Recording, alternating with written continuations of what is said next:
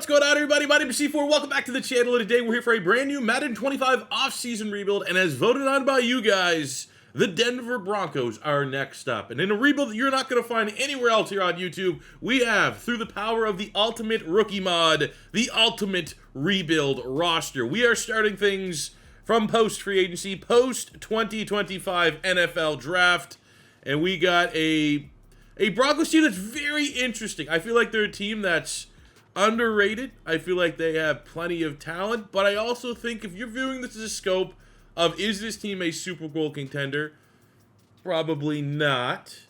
And by the time this team's a Super Bowl contender, is the roster still going to be there? Are they still going to be guys that are in their prime, or do we have to deal with some players? And I'm looking at the offensive line in particular. Both tackles, our tight end one, our wide receiver one. On the defensive side of the ball, our superstar D lineman, our top inside linebacker, which was a excellent piece of business in free agency, and Dre Greenlaw. All those guys, if we can't win sooner than later, they're going to hit that ceiling and start regressing. So it's a very interesting rebuild. Also throw in the fact that you got Bo Nix. Bo Nix was very impressive last year. Bo Nix is the reason why I think Jahdae Sanders might have a shot. And I'm not completely writing him off. I'm being honest with you. Now, my take on Bo Nix was heavily influenced by the Bo Nix we saw play at Auburn, which was not great. And I was the first to admit last year during the draft process, watching Bo Nix at Oregon, I was like, oh, this is a different guy. I'm kind of on board here a little bit. Now, by no way, shape, or form was I predicting Bo Nix had the year that he had with Denver. But I think I kind of came to the conclusion where it's like, all right, maybe a little rich where they drafted him, which in hindsight, he probably, you redraft last year's draft, he's going higher. But I was like, all right, you got a pro-ready quarterback because he was in college, it felt like, for 20 years. Going with Sean Payton. If Sean Payton thinks that this is the guy that can run his offense, it's probably not going to be bad. You should be optimistic. And absolutely was the case. Bo Nix was very good. 29 touchdowns, 12 picks, 3,700 yards. Also, has that dual threat ability. The bad news of Bo Nix is that he was an old rookie. So we already have a quarterback going into year 2 that's 25 years old. So you have 5 years. Which is perfect because these rebuilds are 5 years. However, if we can't get a Super Bowl one within the traditional 5 years of the rebuild, I do not like to leave fans, especially if you're watching this as a Bronco fan, empty-handed. We will go to overtime years 6 through 10. We had to invoke that in our last offseason rebuild with the Panthers, which was, to this date, the hardest rebuild that I've had. If you haven't checked that out, go do so. But if we don't get this done within 5 years, Bo Nix is going to start regressing in comparison to, you get an Anthony Richardson that was 20 years old when he was drafted. And you have 10 years of prime Anthony Richardson. You only have 5 years of prime Bo Nix. But looking at the rest of the roster as we break it down, offensive line is good. It's old. Quinn Meinerz is probably the only guy come year 5 that I think will be a great starter for us. I think McGlinchey's going to hit regression soon. I think, Wattenberg's solid. Ben Powers, solid. Bowles is awesome. But he's also, 31? 33, Garrett Bowles. So, offensive line is probably going to have to get retooled unless we find success early. They get Evan Ingram over from the Jacksonville Jaguars. I think that's a very nice piece of business. I think he's a great fit for a Sean Payton offense. But he's also 30. There are a lot of win-now players on this Denver Broncos roster. And do they have enough talent to win right now? That is a question. I love Loner, the pick that they got from Utah. He's like a basketball player. He's like Jimmy Graham. He's like the Sean Payton tying of swing at Jimmy Graham. He's a basketball player. He literally had 10 catches for 7 touchdowns or something. Wasn't that much, but an insane touchdown to catch ratio as a gadget player at Utah. And I think that's a very fun prospect for us to potentially use. At wide receiver, you have Cortland Sutton, who's a good veteran. Where are we going to be year 3 of this rebuild? He's probably going to be hitting with some regression at 29 years old, so a win-now player. That's kind of the word of the day. Win-now player on a team that I don't know if they're quite good enough. Marvin Mims has a good upside, good ceiling. He could definitely be a big-time player. You have Franklin. You got Pat Bryant here. Got some weapons from the draft, but ultimately maybe a little concerned about wide receiver. In the running back room, we're going to go with RJ Harvey, who I thought was, a nice pick.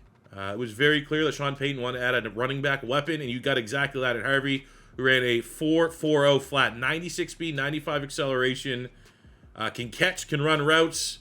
Now, I mean, every player's going to be like, oh, he's the next Alvin Kamara. I think he could be the next Alvin Kamara of this offense. He's not stylistically similar to Alvin Kamara, but I think from the argument of a versatile running back that Sean Payton will find creative ways to have him just put up an ungodly amount of production, I absolutely think the potential is there. And Bo Nix at quarterback, as we saw. So, like, overall, the offense, it's a pretty damn solid offense. There's not a lot as we go into this year that I think I'm concerned about. Like, this should probably be another, like, a playoff team.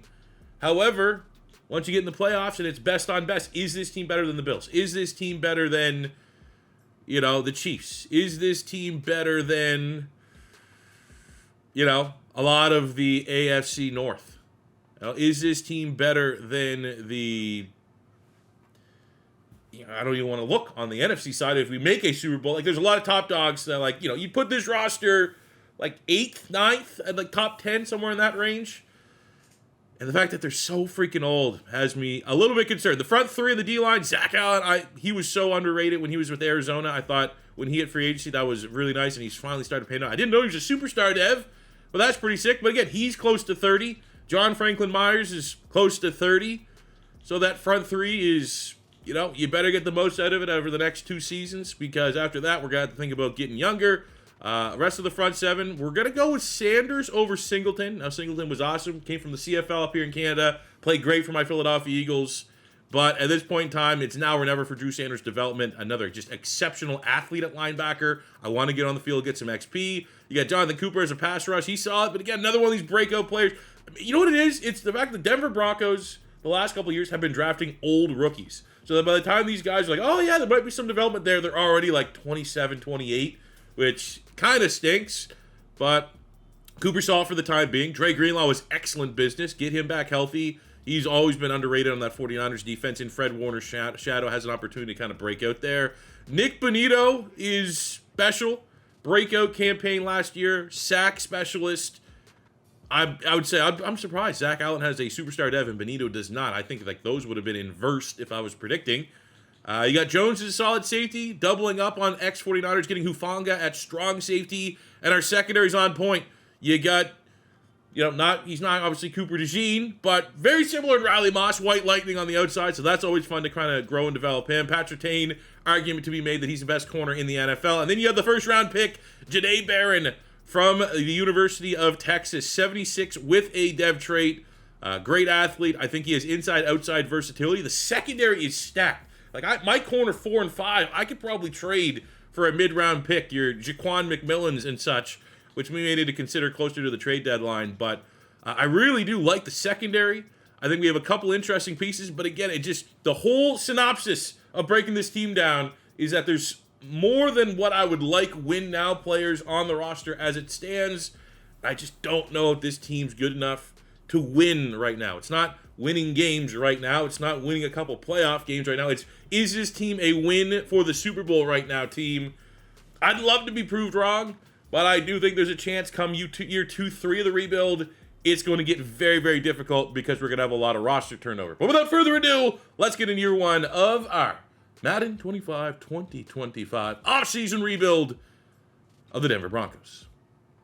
And also, while we're here, please comment down below in the comment section which rebuild you guys want to see next here in our Madden 25 offseason rebuilds. I will go with the most requested. At the midway point, mixed bag. The I don't knows is we're 4 and 4, kind of behind the webcam there. 4 and 4 is... The 4 we've lost are against good teams. As you can see at the top, we lost to the Commanders, who were in the NFC Championship game last year. We lost to the Chiefs, who were in the Super Bowl last year. You look at our individual rankings, nothing's bad. RJ Harvey is crushing it in the backfield. Our defense overall is very good. Offense is pretty solid. We go over here, look at that. Cortland Sutton currently 2nd in receiving yards in the NFL. So there's a lot of positives. 4 and 4, maybe at the back end of the season is against easier matchups. Maybe, just maybe, we finish this thing out strong and go to the playoffs. Contracts, we have $90 million available. We are operating on the franchise salary cap structure that we have a rookie quarterback. So while you have your rookie quarterback, that is where you want to spend some money. And I'll tell you right now, Jaquan McMillan on like $1 million a year, even if that's just to trade him down the line, I'm interested. You got Jaleel McLaughlin, awesome story. I remember when he was at Notre Dame College. which is not Notre Dame. And he had, like, literally some of the most insane stat lines I've ever seen. However, RJ Harvey, RB1, when that's the case, you don't really have to pay elsewhere. I like Wattenberg looking just for a 3-year deal. That will be the rest of his prime. Shouldn't have to face any regression on that contract. So we'll get him on a 3-year, $23 million deal and just don't have to worry about center. John Franklin Myers is solid, but at 28, he's pretty much at his ceiling. And that is a position I focus scouted this upcoming year. Thought is between wide receiver and D-line, just getting younger on that front three. I decided to go D-line. We have Cortland Sutton. Damn. I'd much rather a 2. With our salary cap right now, I'd much rather this be a 2-year deal and me overpay just a little bit, because that 3rd year is probably going to be fairly harsh on his regression. So let's see if we can get him on a 2-year 37. There we go. I'm not worried about it. I mean, right, and where he's at right now, currently number 2 in the league in yardage. Zach Allen, this is another guy. I'd prefer if this was a 2-year, but I will take a 3-year 36, probably 38. We'll get that one across the line. The big deal here is Benito, the pass rush specialist, locking him in for 6. We'll come back, get Zach Allen signed, and hit free agency. If we get a good roll and the players are there, we're going to have well over $50 million to make this team that much more better. And then the year number 1, success, early success. I mean, we took over a playoff caliber team, made the playoffs in year 1, so I'm not saying I was expecting this year to be a little bit rough, but everything here kind of checks out. We go 10-7, which is a good, not great record. All of our rankings are solid, not crazy, nothing elite. We are second in the division, firmly second in the division. I just feel like that is a perfect representation of where this Broncos team is right now. We don't necessarily, outside of really Surtain, have any star power on either side of the ball, any true X factors on either side of the ball yet. But overall, as a collective, we're a damn good team. We're a team that you probably don't want to see in the playoffs. Taking a look at the stats here, Bo Nix was pretty much a top 10 quarterback. 4,300 yards, 29 touchdowns. Ooh. 23 picks is not what you want to see. We'll say that. Definitely room for improvement from Bo Nix. Almost 1,200 yards, 10 touchdowns from the rookie RJ Harvey, who's absolutely plus 0 fumbles. Going to be a big part of this project going forward. 1,300 yards, 6 touchdowns for the veteran Sutton. 11-10 from Marvin Mims Jr. 7-5, almost 8-5 from Evan Ingram. So, like, this is an offense that the tight end can eat in, which is good. Evan Ingram, with his age, not a long-term play, but when it comes time to replace him, maybe you prioritize the tight end position just a little bit, because they have a lot of opportunities in this offense. Defensively, almost 200 total tackles for Drew Sanders, which is kind of ridiculous. 12 sacks from Jonah Ellis, who's part of our rotation, was absolutely not a starter. Same with John Franklin Myers. Benito with only 8.5 sacks on 13 teams. That's maybe a little underwhelming. 12 and 8.5 for Zach Allen, who's one of the most underrated D linemen in the league. DJ Jones had a solid season. 4 picks. Pat Surtain leading the team. 2 from Riley Moss, 2 from Brandon Jones, and a couple singles. So, I mean, overall, everything's just solid. Outside of the picks from Bo Nix, everything I'm happy with and content with. But let's kind of get this to be our floor. Let's raise the level over here over the next couple of years. And, hey, maybe we go on a little bit of a playoff run right now. Big shout out to RJ Harvey for winning Offensive Rookie of the Year. That will be great. He's on normal dev, so that should bring him up dev trait. And as much as I think the Bills should be worried about the Broncos, we got to be worried about the Bills. This is a desperate Buffalo Bills team that needs to start to have some playoff success. We're kind of just, if you're looking at it as Bo Nix, we're kind of at the beginning of our journey, and we crash and burn 17-13. A very wet fart of a performance, unfortunately, from our Denver Broncos here. Damn. I mean, technically, Bo Nix outplayed Josh Allen. We didn't have the same kind of protection Josh Allen had. 4 sacks to 1. Running the ball was kind of a push. 2 fumbles by Josh Allen. It was just an ugly game, man. They had some good pass rush. Beat us in the sacks department. Yeah. And their O-line play, I don't know. I'm not, again, this is just how I feel about the Broncos. This is the playoff. This is our ceiling. It's we'll get in the playoffs. Maybe we can grind away a win or two, but we just need a couple more game changers. To close the season, as far as dev trades go, we do get the dev trade increase on RJ Harvey. Everything else kind of maintains the same. Wasn't expected. Maybe Sutton. Maybe one of the wideouts, but also they're pretty much on the line. They were fringe On the defensive side of the ball, Jonah Ellis goes up dev trait. Drew Sanders goes up dev trait. And across the board, we find out the hidden dev on Mr. Barron is only a star. But still our 3 starters, but we'll respect them and push them up the depth chart here a little bit. And I had a fear that this could happen. I was hoping to be able to get another year out of him, but Garrett Bowles, our almost 90 overall left tackle, franchise left tackle, has retired. And do you think we have a replacement in shop right now? Absolutely not. So that now shifts near the top of our priority. Going into our first free agency period, our needs with $66 million of cap, it'd be great just to plug and play, sign a replacement for Garrett Bowles. However, tackle is not a position that's usually plentiful the first couple of years of free agency, and this also checks out. The D-line is where I ended up going with my focus scouting because I did not maybe properly plan for the retirement of Garrett Bowles to be this year. And I mean, there's, Logan Hall is at 6'6", 283, like a fringe 3-4 defensive lineman. A couple of those guys, but again, like as far as like game changers, that's what I'm looking for. I'm looking for game changers that don't really exist. So take a look at the final mock draft. We know what we need: tackle or defensive line. Build the trenches this year, and of course, there's always a run on tackles early, and I'll be very shocked if there's a player that falls to us that we're going to be very happy with. I also don't necessarily know if we're in a position to try to be aggressive and trade up. Like, there we go. We're just seeing all the guys, all the tackles, all the 3-4 linemen flying off the board. So, I mean, in a spot where I would rather go, like, I'd rather Dunker at tackle. Like, we need a tackle more than we need a D-end. But,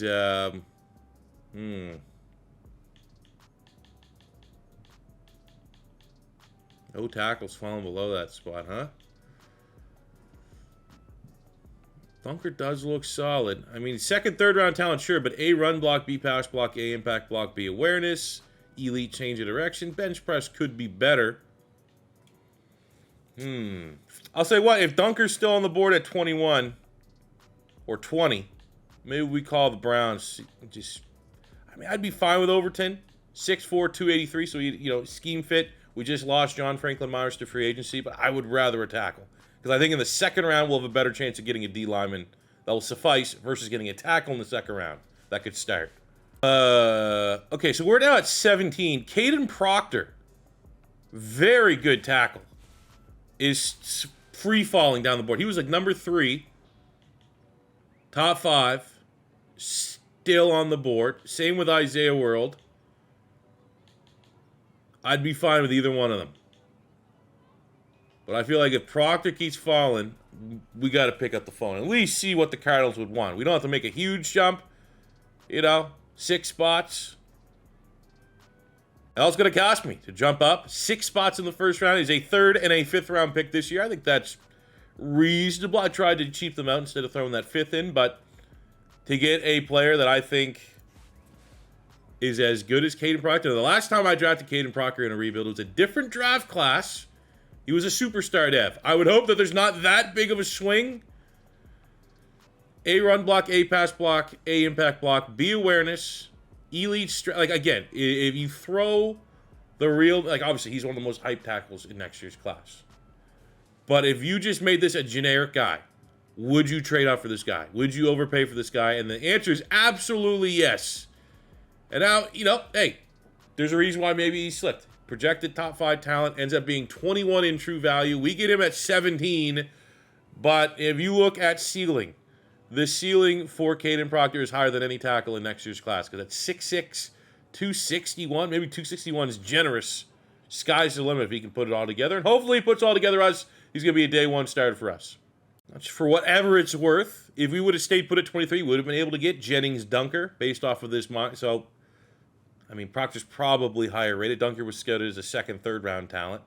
So this is going to be our last impact pick of the draft, and we need to get a D lineman. Now, we'll say the bummer is Tyreek Sapp going 51 to the Texans as far as like a clear D end, not taking a undersized D tackle and making him a 3-4 D end. He was best available. I'm going to say right now, Dante Corleone, the godfather from Cincinnati, he's still on the clock, and I was just hyping him up in case he went right before we picked. We have options.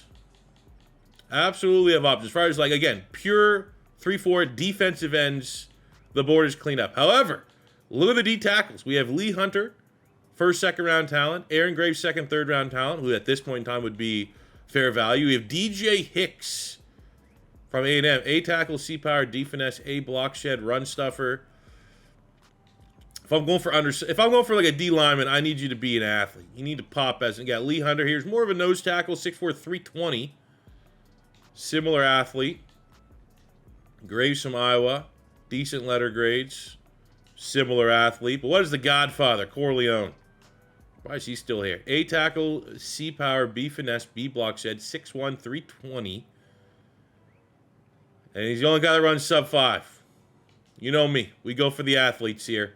38 in true value at 55, and we get another dev trait. Let's go.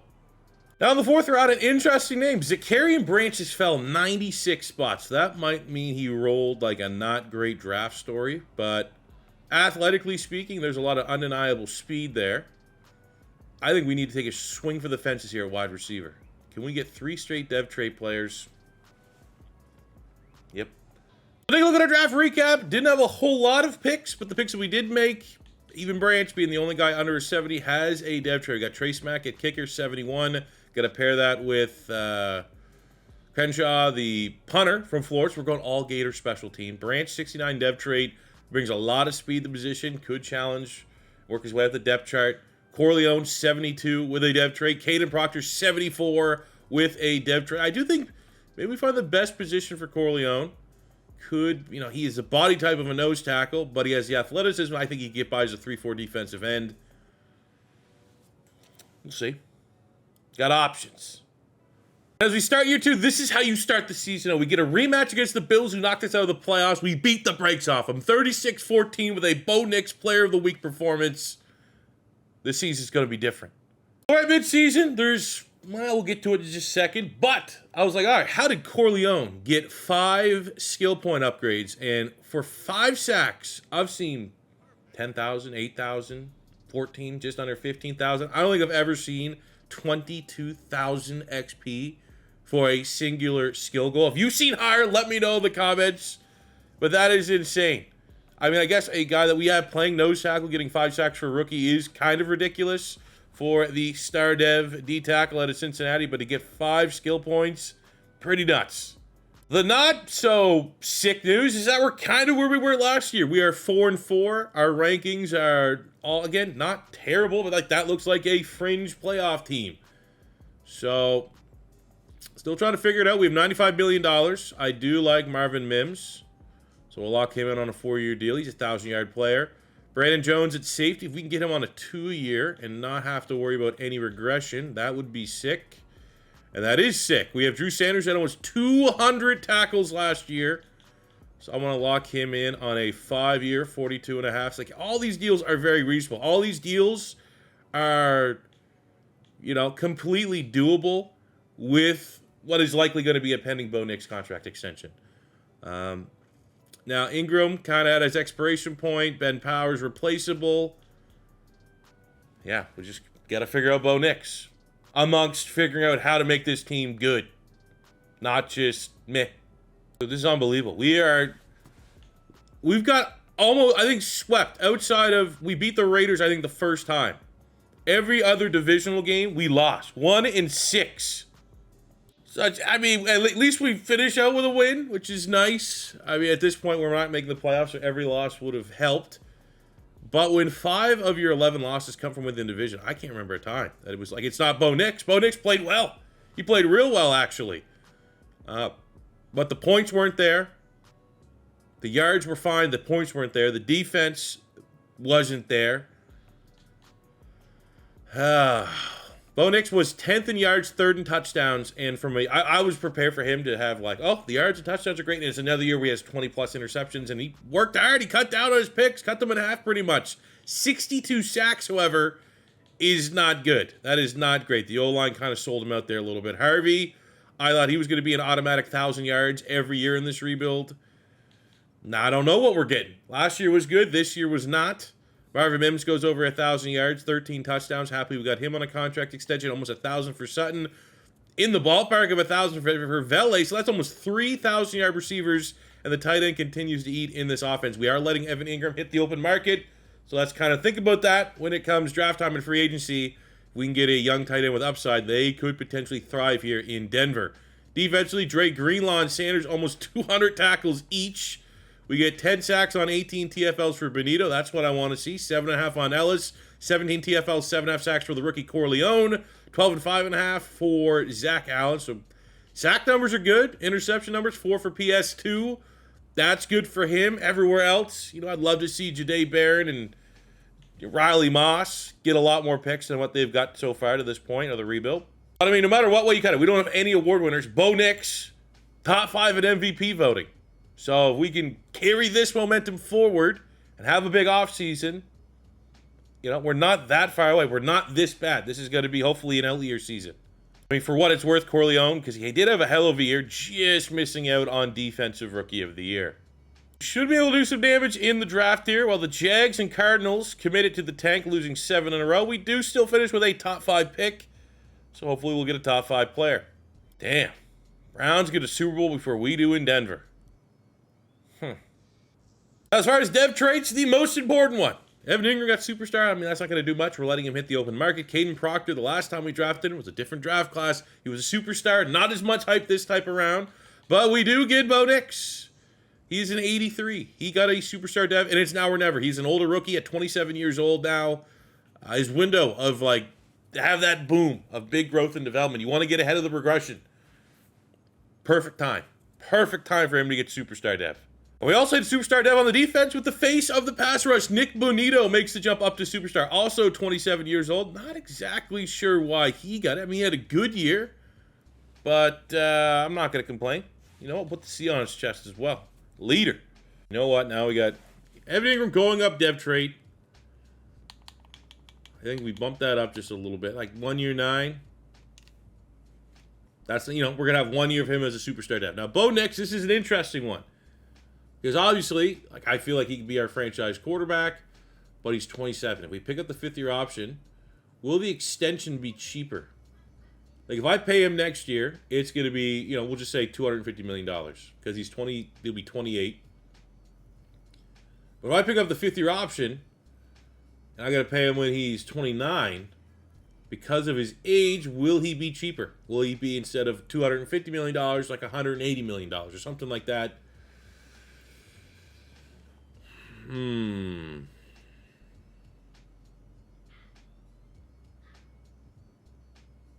going to accept it. I'm going to see if this works. And if not, we'll take it on the chin. But I'll tell you what, $39 million for a 5th-year option is, if we declined it and got into a contract extension, it'd probably be more. So it's cheaper this way, I guess. Oh my God, there's nothing. Literally gone through every position. So you want to take a flyer on a Deontay Banks. Just stinker free agency class. So we got to go towards the draft. Out of curiosity, looking at the top 5, Jeremiah Smith's going 1, Arch Manning at 2, Dylan Stewart at 3, Ryan Williams at 4.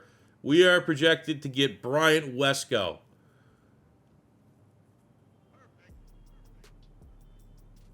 I bet you I don't love this because I'm getting the scrap of the wide receivers. Jeremiah Smith, Jeremiah freaking Smith. Ryan Williams is Ryan freaking... I mean, the cover athletes of College Football 26. I bet the Cardinals would trade with us. Because the Giants aren't going to take Dylan Stewart. They're not going to go another pass rusher. They have Brian Burns, Abdul Carter. So let us leapfrog. We'll get the wide receiver. You'll still get Dylan Stewart and whatever we need as a buffer. So I'm going to give up 2 threes. 3rd this year, 3rd next year to move up 2 spots. It does nothing. Like this for the Cardinals is like we're still going to get whoever we're going to take at 3. Well, actually, I don't know. I almost hope for the chaos that they screw themselves up here. But for us, there's just no way. Wesco could be good. But we have Ryan Williams, a top 5 talent. We did a handshake with the Cardinals saying, I promise we're not taking Dylan Stewart. And there's just no way I'm going to let, in a year that, like, hey, a wide receiver, that could absolutely be the missing piece here. A game changer at wide receiver. We got the veteran in Sutton, who's regressing. We have Marvin Mims, who's a good slot. Someone like Ryan Williams. A, catching. A, deep route running. A, catching traffic. C, release is eh. 4-3. Elite jumping. Like, yes. Number 3 at number 3. There we go, Bo Nix. Got a superstar Devin Bo Nix. Got Bo Nix flirting with top 5 MVP voting. Here's your game changer. Here's your X factor. I kind of hope he's an X factor. Sorry, Arizona. Wow. Dylan Stewart. Who do they take then? Wesco? Do they have just taken the guy that we didn't want? Okay, no, they go D-line. Man, that sucks. Sorry. Also, I don't give a fuck. For our second round pick, as far as starters, we need someone to replace Ben Powers at guard. I did scout a couple guards. We got Harris here, first, second round talent. On the other side, we have Anthony Knapp, who's a legit first round talent. So we'll take that. Arguably the top guard in the class. We got arguably the top tackle in the class last year. Knapp ends up being 17th in true value at 37 with a dev trade. So take a look at our draft recap. Very, very happy with our aggressive move to go up. A couple third-round picks to ensure that we got a 79 hidden dev. I mean, day one, Ryan Williams is almost our wide receiver 1. 94 speed, 93 acceleration, 86. I mean, everything. Just look at it. Everything is good. Maybe short run, I guess. Deep threat. He's going to be a deep threat. Him and Jeremiah Smith are absolutely insane. We get a lineman, 2 day 1 starters, add some depth on the defense, got some speed in the backfield. A perfect draft after a down year for the Denver Broncos.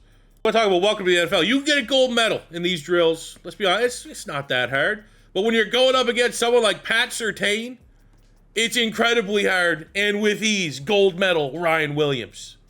Year 1, we go 10-7, make the playoffs, kind of struggle. Last year, we go 6-11, wasn't bad, but in the division, we were downright terrible. This year, I think we got a chance. The O-line is complete.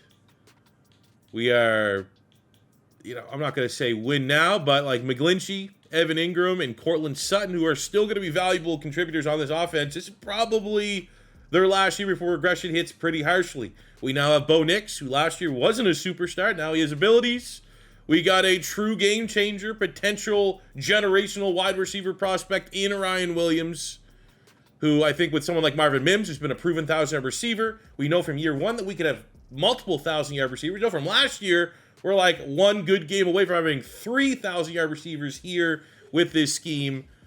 Optimistic that, I think we can get back to, I'm not going to say we're going to be the 1 seed, but I think we can get back and get those steps back to get back to year 1, 10-7. Defense, I'm trying something here. Seems like this right end gets, like, our best pass rusher in this scheme needs to be this right end. So I think I want to try Benito there. Undersized, sure, yeah, whatever. But it's also bad, which doesn't make sense. So he's also going to be like our sub pass rusher, which I think like primarily will play there anyways. But I think that might give us a little bit more juice in our pass rush. If I'm wrong, I'm wrong. But we will see. Rest of the team, I mean, everything's looking good. Dev trait-wise, it is still led by PS2 and Benito. But look at that. There's not a weakness. There's not a glaring hole. This defense should be a lot better as well. I went to stop here early while things are good, because things can change. We've had plenty of hot starts and just fizzle out in the second half. But we have started year 3 4-0. So off the back of a 6-11 season, we're hot. And we got a divisional win here over the Chargers, where Bo Nix went for 245 yards, 5 touchdowns, and no picks. Now to the contracts is where things get a little tricky. Mike McGlinchey at 32. He's already started to regress, is looking for a 2-year, $42 million extension. Now, there is interest. I don't have to overpay. But $20 million for, I would guess, sub-80 overall player for both those years. It might be time to consider, I mean, that would make a clear and obvious upgrade need for us in the next draft. Like, we have to go grab another tackle. Troy Franklin's not bad depth. You don't really need a lot of depth in these rebuilds, but keep some of the guys here together when you have well over $100 million of cap. Sutton's another guy that's interesting, but I think does he have a mentorship tag? Does it say if he does? He might get one. I think there is value on a 1 year for Sutton. Again, anything that's a 1 year, I'm fine with, because next year would be the Bo Nix contract extension. Ingram's looking for a 2. I think we got to get younger. 2 year for Dre Greenlaw. Don't hate this. Don't love it. Don't hate it. I just don't have depth. We don't have depth behind it, so you got to kind of move on. Here is just ridiculous value. Jonah Ellis has been an outrageous player for us. Double-digit sack. Well, 1 year double-digit sack, so we're going to run that one to the bank. What a terrible agent. And then we get Hufanga, give him a 3-year deal, lock him in for the rest of his prime. So we had great business, but we are going to now need a new tight end, and most importantly, a new starting right tackle going forward. Just like I said, 4-0, hot start. We lose to the Browns. So buckle up. Wouldn't be surprised next time I talk to you if we are 4-12 or something like that. This was a big one. Still got a game left, but we're 11-5, so we already have secured our best record of the rebuild. But divisional games. After last year, we just went 1-5. We got one over the Raiders, and it's the rookie Ryan Williams. 5 catches, 177 yards, and 2 touchdowns. The game changer, the X factor that... Pause. Unfortunately, unlike Jeremiah... Now, actually, I could be misremembering. I felt like Jeremiah Smith. We did that and utilized Jeremiah Smith in the New England Patriots rebuild. Think he was an X factor. Superstar in Ryan Williams, but very good superstar. Probably will be an X factor. It's inevitable he'll be an X factor at some point. And at the end of year 3, we are back in the playoffs. 12-5 this time around. Offense, defense. We had a top 10 offense. The number 2 defense. The defense is what picked it up. We win our first divisional title by a long shot. Last year, we were easily the worst team in the division. This year, easily the best team in the division, which is awesome. Bo Nix was, again, a very good quarterback. Top 10 in passing yards. Very good from touchdown to interception ratio. Our sacks, remember we had 60-some sacks way back in year 1. That is now down to 33.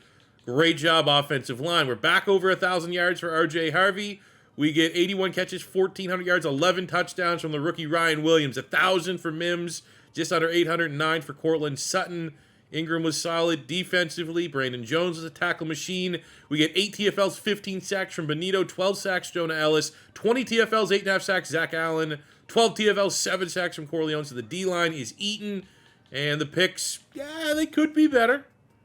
Before awards, Bo Nix, runner-up for league MVP. We get Offensive Rookie of the Year going to Ryan Williams and Quarterback of the Year going to Bo Nix, who should get that X-Factor dev trait upgrade at the end of the season.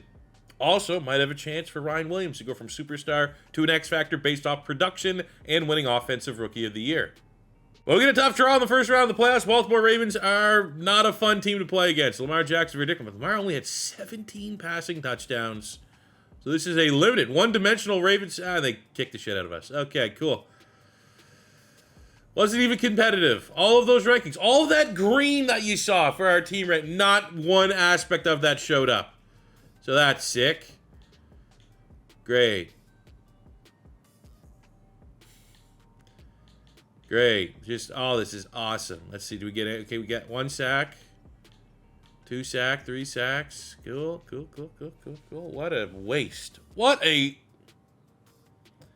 I won't swear, but man. Bullshit. Oh, yeah, baby. I mean, if you needed something to be the difference maker, Bo Nix being the NFL passer rating leader, Quarterback of the Year, runner-up for MVP, getting a Superstar X Factor, now having a Superstar X Factor quarterback, Ryan Williams being drafted as a superstar, but based off of stats and production. Just, this is probably what we needed to get a jump. We are 2 playoff appearances, both not really competitive games in losses, one and dones, mixed in between that the sandwich. The good part of the Oreo for us is a 6-11 stinker season, which did allow us to get Ryan Williams, but we're kind of like, I don't know, this team doesn't have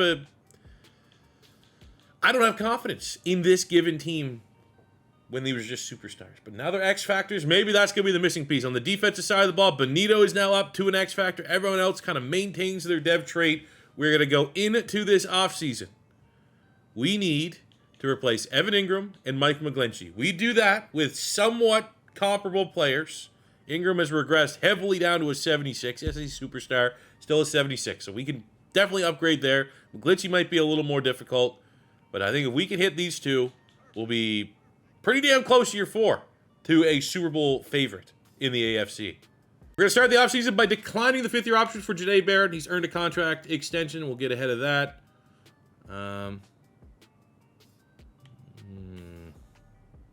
So I come over, and hopefully Mike McGlinchey's not looking for $20 million. He's looking for 16. I feel like we're not going to spend that elsewhere. Now that I didn't like it when it was a 2-year deal. I think a 1-year deal, because I focus scout at tight ends. I want to go get a tight end in the first round. There's probably not going to be a tackle in the second round that's going to be better than Mike McGlinchey next year. So I think we'll do this to cover our bases. And if we can draft a tight end in the first and a tackle in the second, then we love both those players, even better. Unbelievable. Every time we let a guy walk, there's never an upgrade. And oftentimes, our guy that we let walk is the best player available. That is brutal. So the good news is we focus scout at tight ends, and there are some good tight ends. We have Jahdae Green, the 6'7" freak of nature from LSU. Probably won't fall to us, but we have Lincoln Cure, who we have used before. He's a legit first rounder. Ellis Williams from Georgia, another 6'7" tight end. These guys just growing on trees. Couple value guys here in Carter Nelson and Keati Armstrong. So it's a strong tight end class. The downside is like, all right, well, we got Fauci.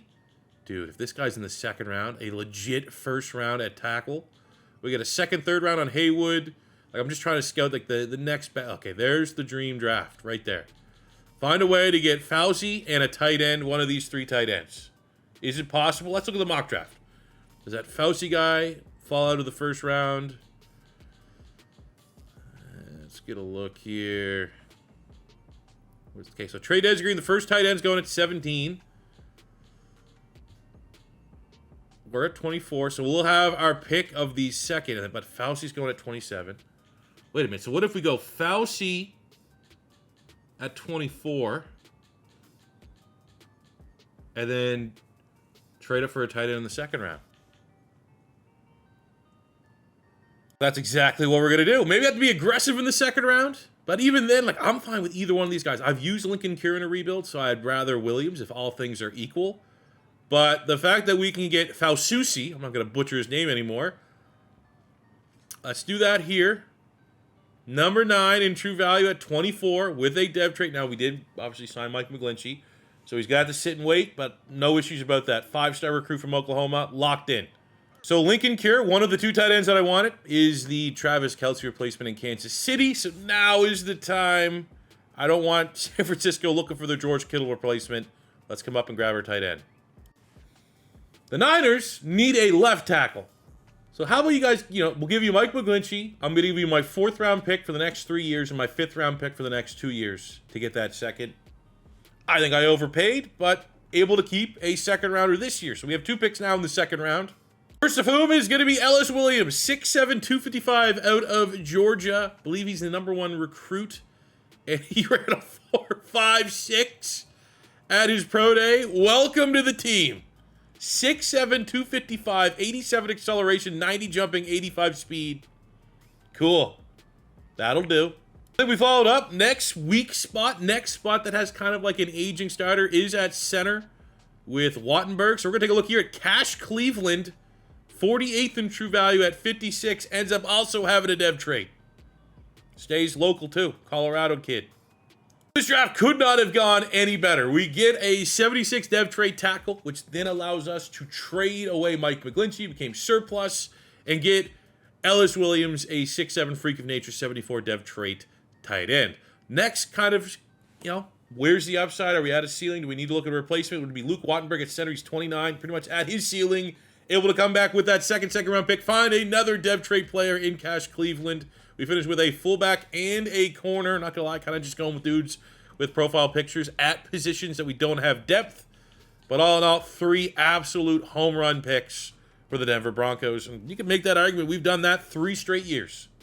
Year number 4, and we are on an absolute tear. Almost at the bye week, and we are undefeated. 7-0, coming off a Player of the Week performance. We might have the best defense in the AFC. A 4-sack game from Benito, and this has just been kind of belt to ass. Not a lot of games that, like, you know, if it's close, it's because of our defense, our offense.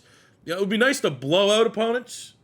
But a lot of these games felt like, and I mean, you look on the tail of the tape, right? Texans, kind of tough, but most of those teams are beatable teams. So we're beating the teams we need to beat. And perfect season is still in line at midway. Let's take a look at contracts. This is, well, we have $200 million. It looks great, but that is because we have to pay Mr. Bo Nix. Can we get him on a 5-year, $335 million?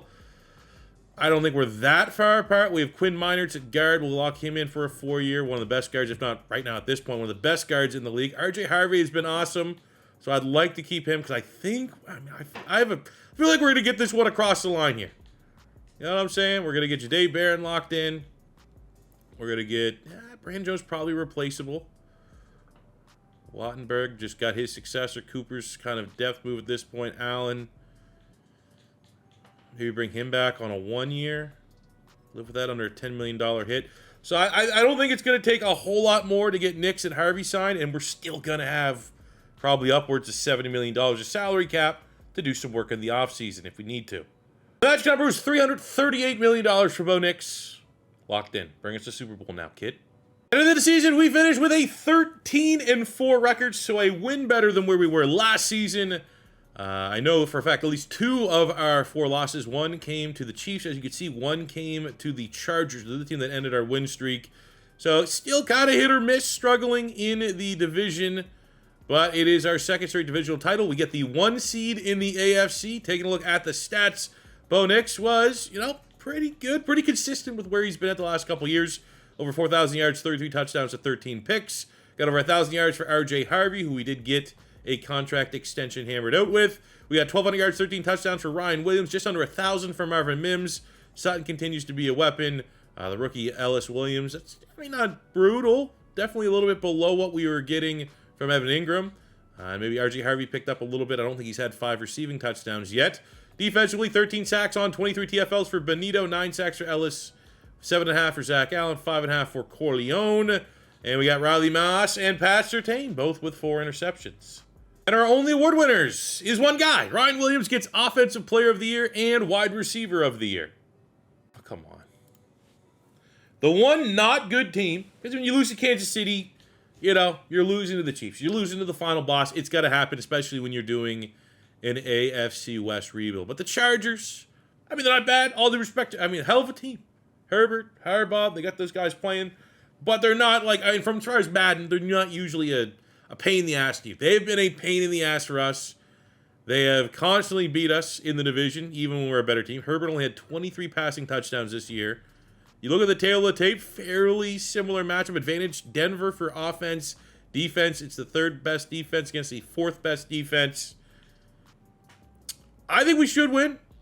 I think you look at the tail of the tape on paper, it's close, but they have just kind of owned us in the regular season. There we go, finally. Took all the way to year 4 to get our first playoff victory. We got one.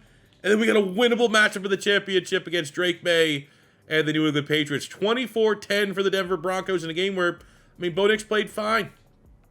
Nothing crazy. Didn't put the ball in harm's way. Got sacked a couple times, but endured. Our run game was solid, balanced. Maybe want to see bigger game from Ryan Williams, only having 1 catch from our star player. Need him to pick it up. We're not going to be able to go on a deep playoff run if he doesn't. 2 sacks, Savion Jones, a sack from Corleone. That's a rotational guy. 2 tackles, 2 sacks. What a performance.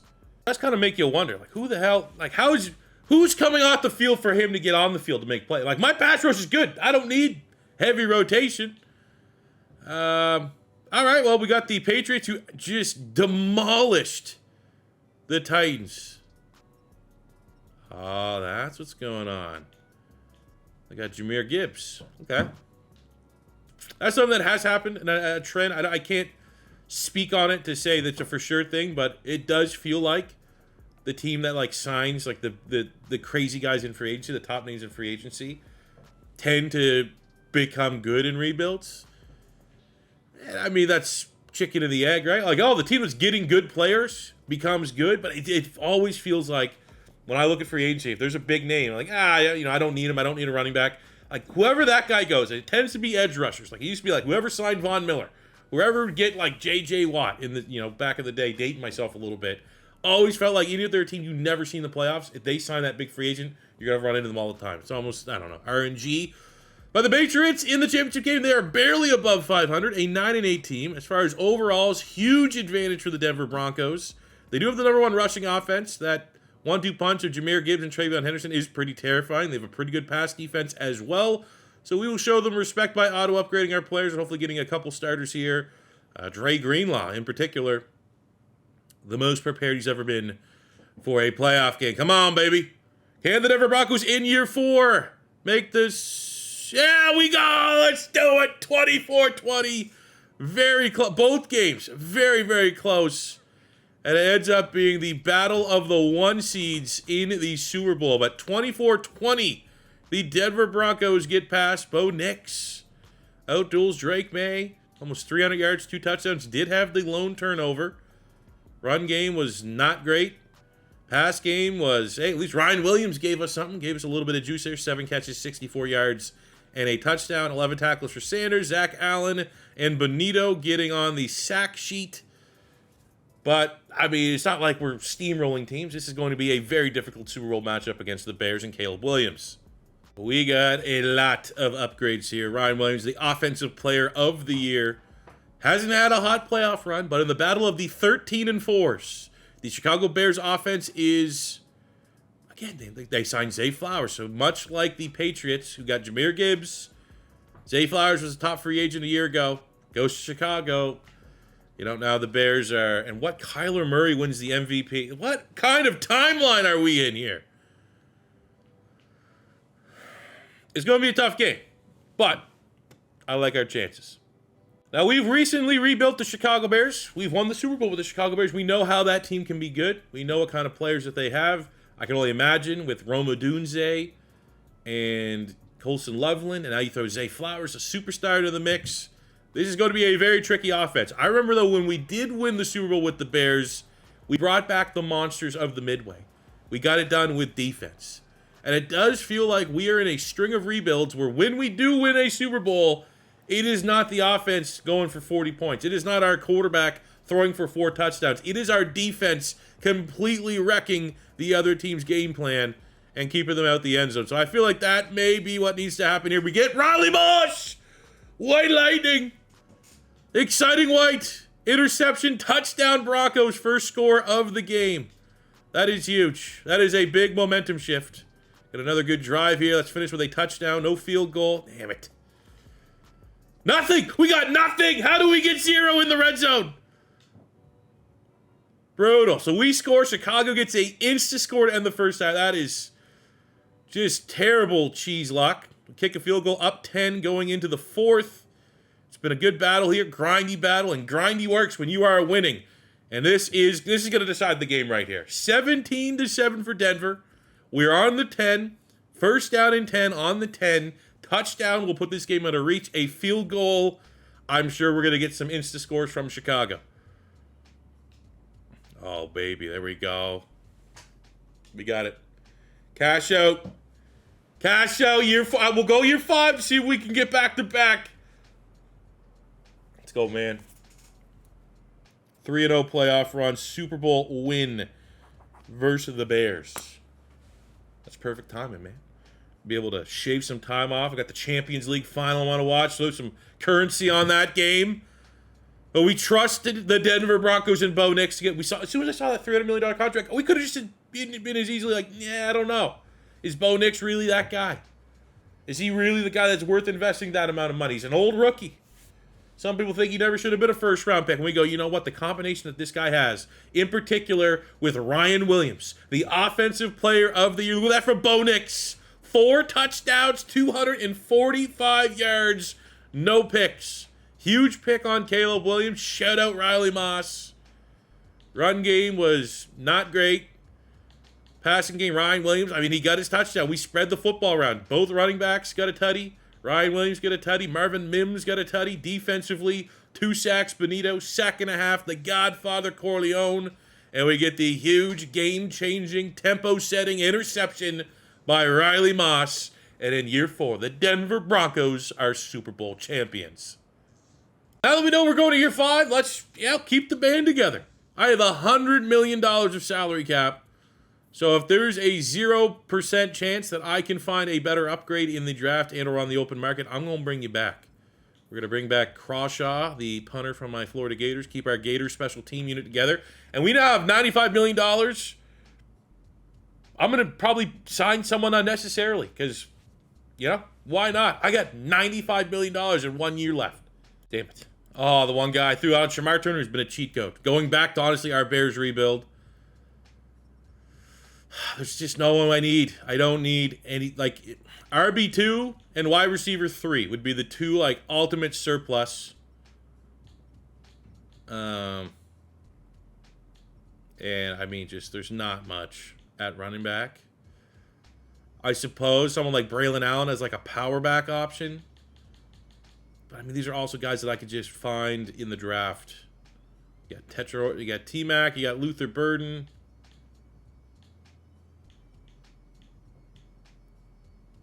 Yeah, why not? Let's go Luther Burden. Bring these boys in. Still could probably double up on those positions in the draft as well.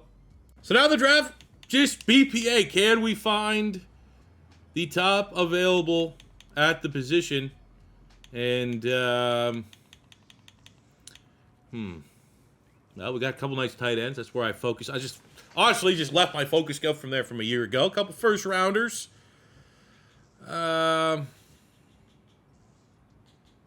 Getting 2 guys. Nope. Any guards are supposed to go first round? No. Okay. Corners.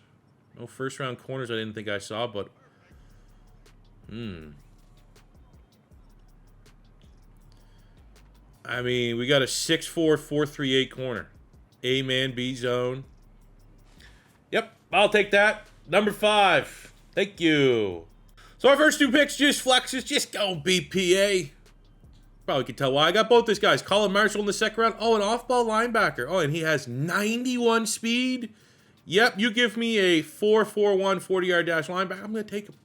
And if you're looking at if this wasn't just ending next year, Dre Greenlaw is probably next guy up that you'd want to get a replacement for. And congratulations, we did exactly that. Looking at the rest of this class, though, I don't know if there's any generational guys. Ooh, couple 80s, couple 80 corners. Very good year for corners. Here's a look at our team as we go into year 5, defending our Super Bowl crown. This is an offensive line that, could be in the discussion for one of the best in the conference. We have a 6'7" tight end freak of nature that's waiting to have a breakout campaign. Mims is reliable. Harvey's reliable. We added Luther Burden for much-needed depth. We have Ryan Williams, who's the reigning defending offensive player of the year and might just be the best wide receiver in football. And you have Bo Nix coming off a breakout Super Bowl MVP performance at 29 years old. Can make the argument this is going to be the final year of his prime. And what better way than to repeat as Super Bowl champion? On the defensive side, Nick Benito has completely just took his game to another level, especially since we moved him to the defensive end position. Maybe there's something you can take from this. If you want to do a Denver Broncos rebuild, and clearly I think most Bronco fans would want Benito to continue to break out as the sack specialist, take a look at putting him at 3-4-4-3. Sometimes you got to combat the dumb things that happen in Madden Sim with what's best for your team. And what's best for this defense is this right defensive end is where the sacks will come from. Rest of the team, Ellis has emerged as a great player for us. Drew Sanders has emerged as a great player for us. Zach Allen's been reliable. Jahdae Barron, this whole secondary has been really good. You're not going to find a weakness. He's probably one of the best secondaries in the NFL, led by 99 overall Pat Surtain.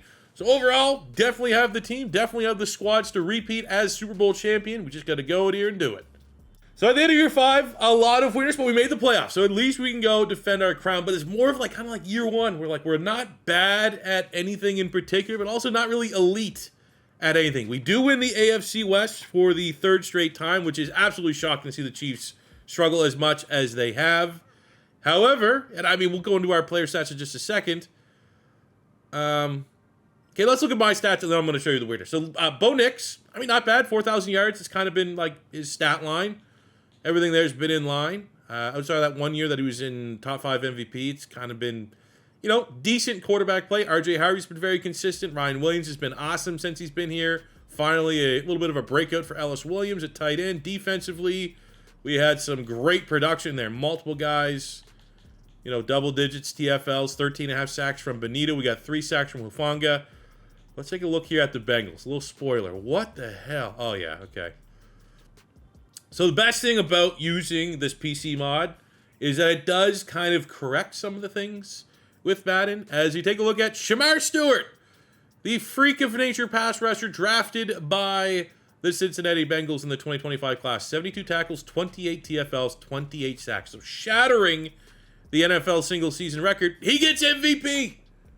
You know, before where literally it felt like you had to have 70 sacks with a player a year to have them get any MVP recognition. With this mod, it makes it a little more realistic. That's funny, but then the bad news is we don't have a single award winner for our Broncos squad. Now, because we know this is the final year, let's take a look at our player stats. Bo Nix, just under 25,000 total passing yards, 186 touchdowns, 82 picks. We got RJ Harvey, 5,400 yards, 32 touchdowns. He's been solid, and I think Bo Nix has been good. Still no real elite player. I think the only elite guy. I mean, Marvin Mims, again, another guy, solid, 6 years, just under 6,000 yards and 50 touchdowns. Ryan Williams is special. Like, that's very evident that he was absolutely the missing piece for this rebuild. We have both Dre Greenlaw and Brandon Jones going over 1,000 tackles. We got 83 sacks from Benito, 62 sacks from Zach Allen, 55 from Jonah Ellis, who was definitely the biggest surprise, I think, in this rebuild. 29 picks, Pat Surtain. We got 14 Hufanga, 12 from Brandon Jones, 10 from Riley Moss. So with that, your defending Super Bowl champions start our journey at home against the 11-6 Miami Dolphins, who are real good. They can run the football. They have the number 2 defense in the NFL. Come on. We have no chance. What happened, dude? Man, Bo Nix just started to suck. Like 29-30 is a dead spot for quarterbacks. I didn't think it'd be this, like, average. I mean, technically outdueled Tua. Wasn't on him. Achane, the run game, they had a little more juice there. Ryan Williams, 94 yards and a touchdown. 2 sacks, Jalen Phillips. So they had way more sacks than us. So our O-line completely fell apart. Barron got a pick there, but that is... Thank God we won last year. Because this, all along, was like kind of my big worry with the Denver Broncos. That if we don't win early, the downside of having a veteran quarterback at this point, a veteran rookie, if that makes sense, like Bo Nix, is, you know, come the end of that rookie contract, it's got old. You gotta make a decision because the regression is gonna hit. And unfortunately, the regression hit here in year 5, but luckily we were already Super Bowl champions. So that'll do it for me today, guys. Thank you very much for watching. I hope you enjoyed today's video. As always, let me know in the comment section below which team you guys want to see next for our newest Madden 25 off-season rebuild. If it's your first time stopping by, don't be afraid to hit that subscribe button. Smash the like button if you enjoyed. Leave a comment. The likes and the comments help out my videos in the YouTube algorithm, and I very much appreciate that anytime there's, you know, hundreds of thousands of people that watch Madden content that probably don't even know what I exist. And I'm in here in year 10. So the only way I can try to combat all that with the algorithm is, I think, just comments and likes. So if you appreciate the content, that's all I ask for in return. Until next time, it's your boy C4 saying peace out, love ya. Have